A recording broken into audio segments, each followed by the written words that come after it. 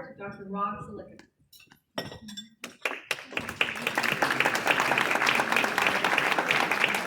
Well, good evening, everyone, and I'm going to start off with a proclamation. This is a proclamation from the mayor of West Orange in honor of Ron. Here we go. Whereas Ron, this is a real thing. Whereas Ron Silikovitz is being awarded the NJPA Lifetime Achievement Award at the Hanover Manor on November 1st, 2019. And whereas he has shown enduring and exemplary service to NJPA for 33 years in a variety of leadership roles, formerly Secretary and Treasurer on the NJPA Executive Board. Whereas Dr.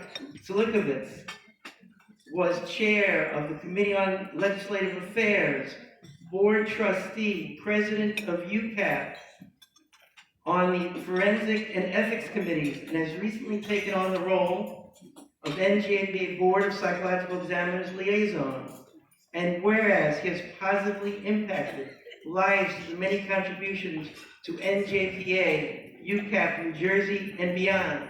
And whereas, that was the first proclamation I read. And whereas the NJPA Lifetime Achievement Award, the association's highest honor, recognizes exceptional leadership in the form of enduring and exemplary contributions to NJPA. Now, therefore, I, Robert D. Parisi, Mayor of the Township of West Orange, in recognition of Dr. Silikovitz being selected by NJPA for his lifetime achievements, extend best wishes for his contribution to the Township of New Jersey, Township of West Orange, and to the population at large. Congratulations, Ron. Please come up.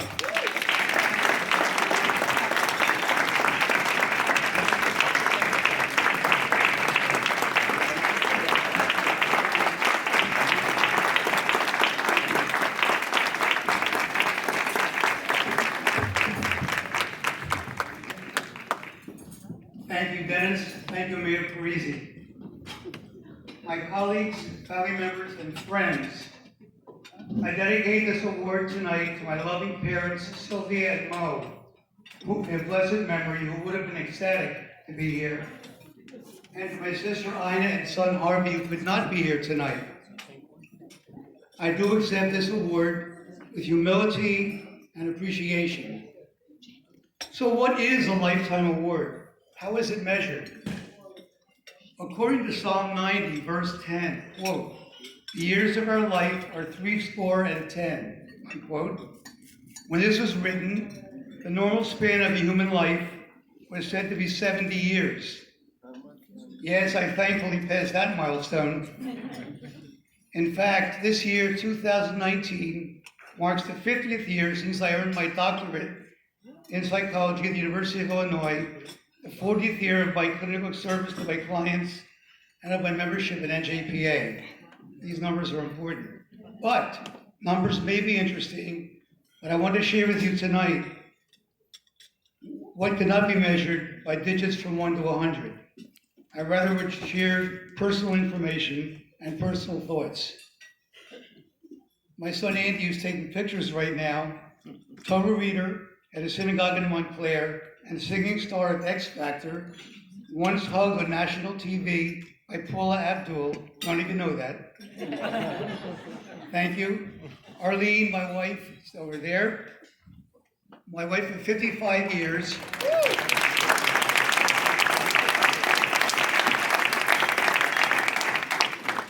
Office manager, singer to several chorales, cat person extraordinaire, and my best friend. My special appreciation to our friend Kay Olin, our friend for many years, who with her husband Ron of blessed memory, has enjoyed so many happy experiences with us. Thank you for coming. I'm also proud to share this evening with my special guests from the community outside my office, and they're here tonight. How did my professional work get to this point? Actually, this journey has been somewhat different and perhaps unique.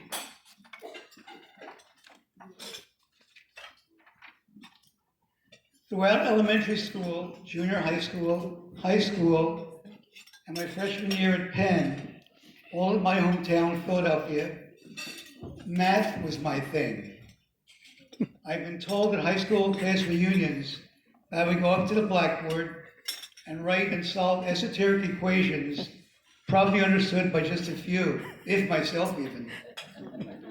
I love numbers and mathematical challenges, but my life changed dramatically after missing a final exam in an AP calculus course at Penn.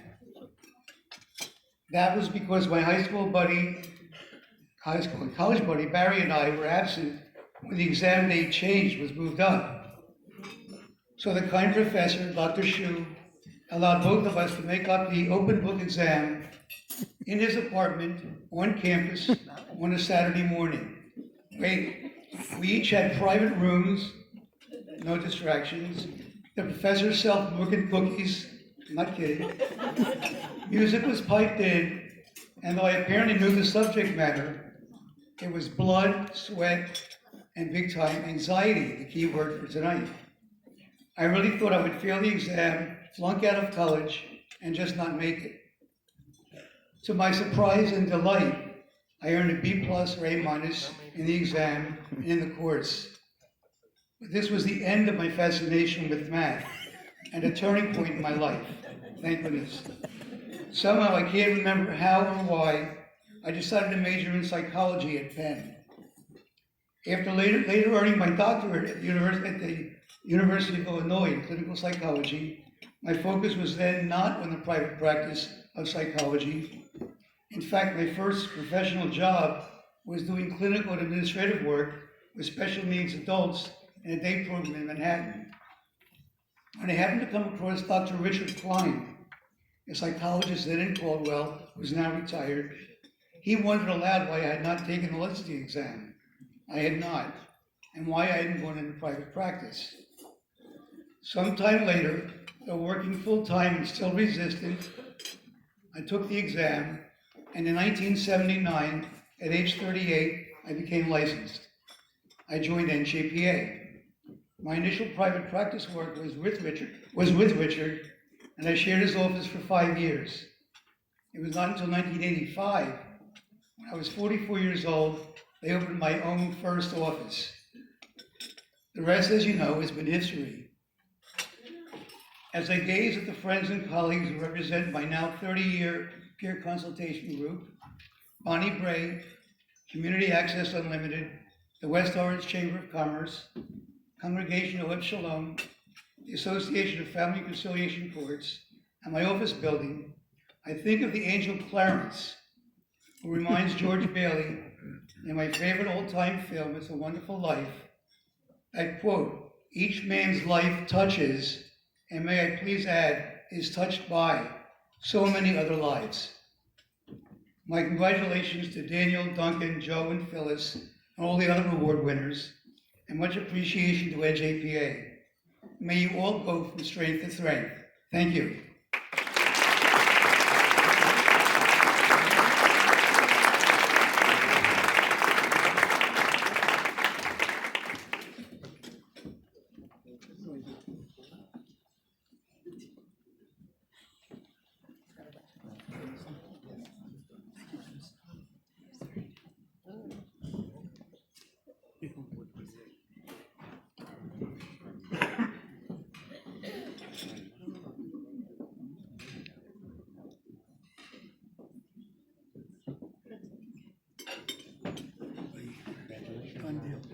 Thanks. Now I'm going to call up presenters.